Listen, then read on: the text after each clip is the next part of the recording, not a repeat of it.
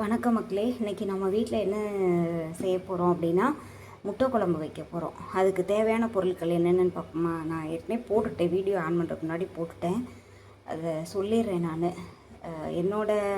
நான் வைக்கிற பக்குவத்தில் எப்படி அப்படின்னா, ஒரு 10 சின்ன வெங்காயம், ஒரு 3 பல் பூண்டு, சோம்பு 1 ஸ்பூனு, சீரகம் ஒரு 1/4 ஸ்பூனு, ஒரு 4-5 மிளகு, ஒரு 4-5 ஸ்பூன் இது தேங்காய், இஞ்சி ஒரு அரை இன்ச்சு இஞ்சி, இது எல்லாம் போட்டு நம்ம அரைச்சி எடுத்துகிட்டு வந்துடுவோம்.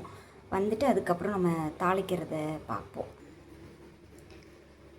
நல்லா நைஸாக அரைச்சி எடுத்துகிட்டு வந்தாச்சு. அப்படியே அடுத்து தாளிச்சு விட்றத பார்த்துருவோமா? தாளிப்புக்கு எண்ணெய் நல்லெண்ணெய் ஒரு 4-5 ஸ்பூன் கிட்ட விட்டுக்குருவோம். எண்ணெய் கொஞ்சம் நிறையா விட்டால் கொஞ்சம் நல்லாயிருக்கும்.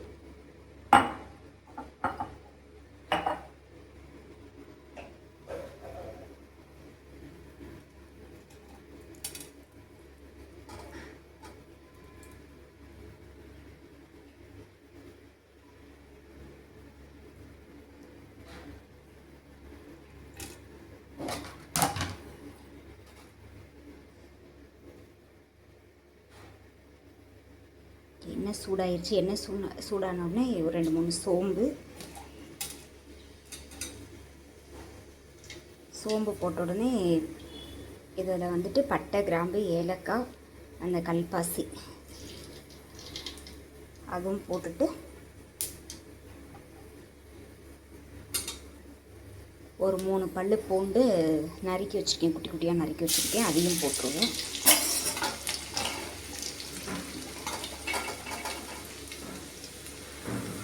லைட்டாக வணங்கினோடனே ஒரு கைப்பிடி சின்ன வெங்காயம்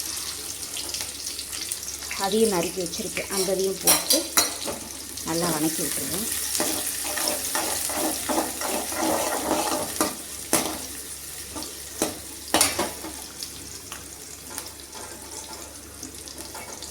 அது கூட ஒரு 2 பச்சை மிளகாய்,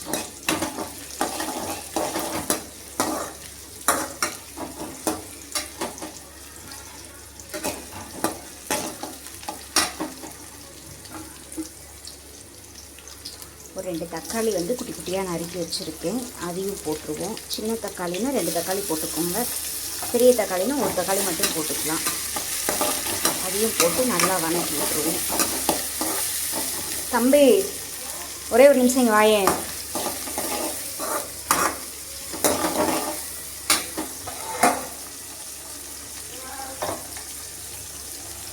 பிடிச்சிக்க சமைச்சு கை வலி.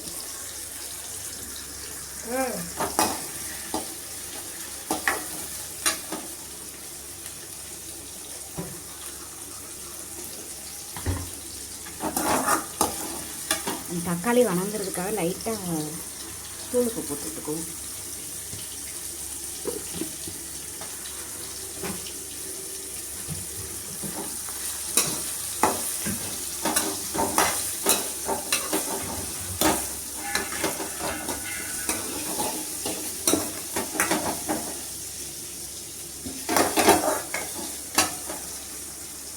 ஆட்டாமல் மட்டும் பிடிச்சாங்க.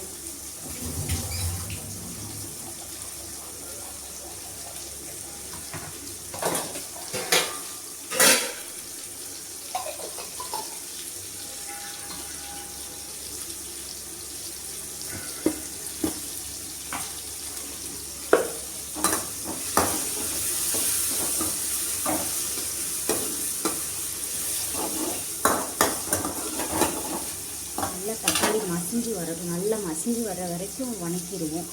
அதுக்கப்புறமா அந்த மசாலாவை போட்டு வணக்கிக்கலாம்.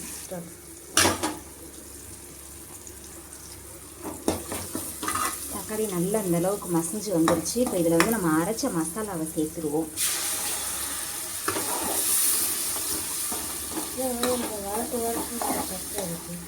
பரவாயில்ல, அதை எடிட் பண்ண தெரியல, அப்புறம் அதுக்காக நம்ம அப்படியே நாளை கற்றுக்கணும்.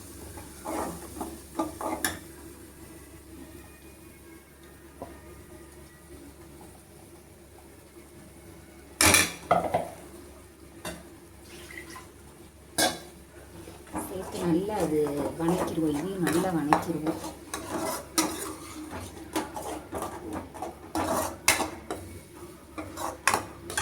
எல்லாமே பச்சையாக போட்டதுனால அந்த பச்சை வாசனை போகிறது வரைக்கும் கொஞ்சம் நல்லா வணக்கிடுவோம் அந்த மசாலாவையும்.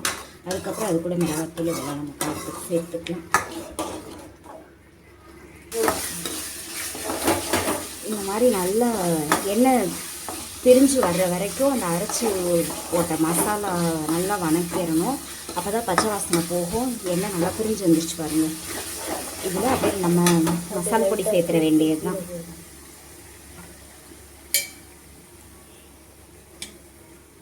ஏற்கனவே பச்சை மிளகா போட்டிருக்கோம், அதனால் வந்துட்டு 1 ஸ்பூன் மிளகாத்தூள், காரம் பார்த்து போட்டுக்குவோம்.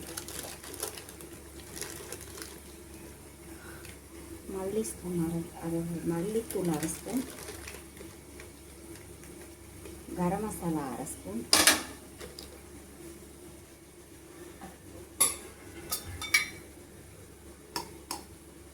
மஞ்சத்தூள் 1/4 சிட்டிகை, 1 டீஸ்பூன் மஞ்சத்தூள் போடக்கூடாது.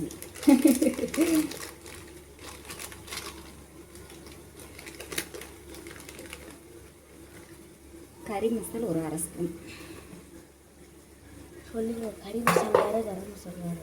கறி மசால் வேறு கரம் மசால் வேறு தெரியும், சொல்லிட்டேன் ஏற்கனவே. இது எல்லாத்தையும் போட்டு மறுபடியும் அப்படியே நல்லா எண்ணெயிலே வணக்கிடுவோம்.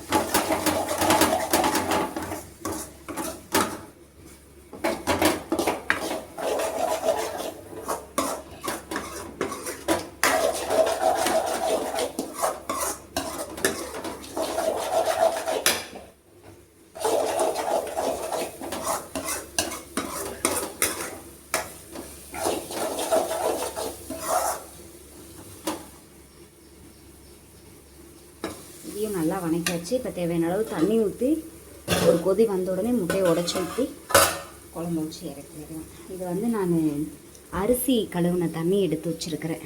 2 கழுவு தண்ணி எடுத்தாச்சு. இது வந்து 3வது கழுவு. அந்த தண்ணி எடுத்து வச்சுருக்கிறேன். இப்போ அந்த தண்ணியை தான் ஊற்ற போகிறேன். தேவையான அளவு தண்ணி விட்டு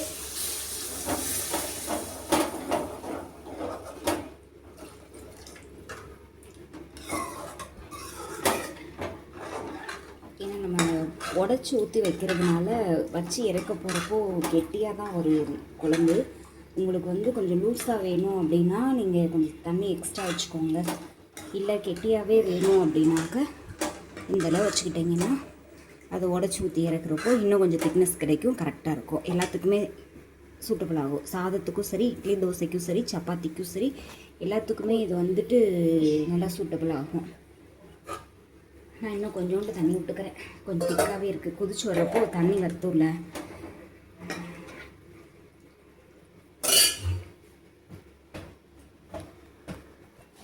தக்காளி வணங்குறதுக்காக கொஞ்சமாக உப்பு போட்டிருந்தேன். அது போக இப்போ தேவையான அளவு கல் உப்பு போட்டு அப்படியே மூடி வச்சுருவோம். கொஞ்சம் கொதி வரட்டும். கொதி வந்தோடனே முட்டையை உடச்சி ஊற்றி இறக்கிடுவோம். இப்போ நல்லா கொதி வந்துருச்சு. முட்டையை உடச்சி ஊற்றி அப்படியே சிம்மில் வச்சு ஒரு 5 நிமிஷம் விட்டு இறக்கினா வேலை முடிஞ்சிச்சு. இப்போ உடச்சி ஊற்றி வச்சுருவோம்.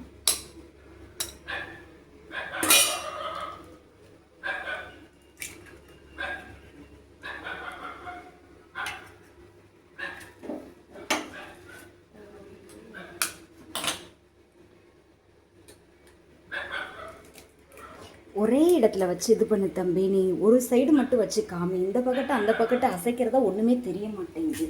நானாக கையில் வச்சப்போ கூட நல்லா எடுத்துட்டேன். கை வலிக்கிட்டே குடி தம்பின்னு சொன்ன கொடுமைக்கு சொதப்பி விடுற வந்து.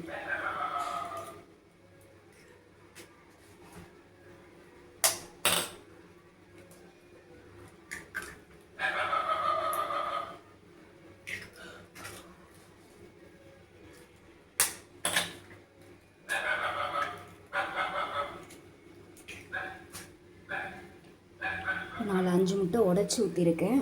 சிம்மில் வச்சுருக்குறோம். அது வந்து நல்லா கொதித்து எண்ணெய் பிரிஞ்சு வந்த உடனே கொத்தமல்லியை தூவி இறக்குனா அவ்வளோதான், வேலை முடிஞ்சு. அது கொதிச்சு வந்ததுக்கப்புறமா பார்ப்போம் நம்ம.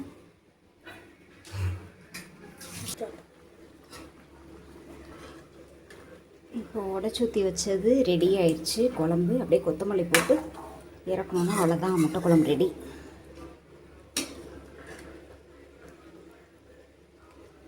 உடையாமல் அப்படியே வந்துருக்கு பாருங்க,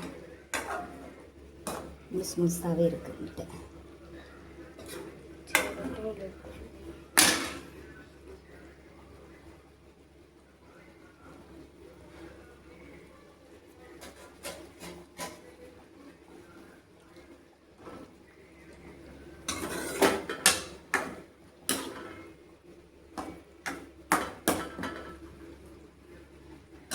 அவ்வளோதான், முட்டை குழம்பு ரெடி. ஆஃப் பண்ணிட்டு எல்லாருக்கும் சாப்பிட கொடுத்துட வேண்டியது தான். இப்போ நான் சொன்ன அளவுப்படி போட்டு செஞ்சு பாருங்கள், நல்லாயிருக்கும். இது இன்னொரு மெத்தட்லேயும் செய்யலாம், அதை இன்னொரு நாளைக்கு நான் வீடியோவாக போடுறேன். இப்போது இந்த முட்டை குழம்பு ரெடி ஆயிடுச்சு. செஞ்சு பாருங்கள். பிடிச்சிருந்துச்சுன்னா லைக் பண்ணுங்கள், ஷேர் பண்ணுங்கள், கமெண்ட் பண்ணுங்கள், சப்ஸ்கிரைப் பண்ணிக்கோங்க. அடுத்தடுத்து அப்போ தான் நான் போடுற வீடியோ உங்களுக்கு நோட்டிஃபிகேஷனாக வரும். வணக்கம், ரொம்ப நன்றிங்க.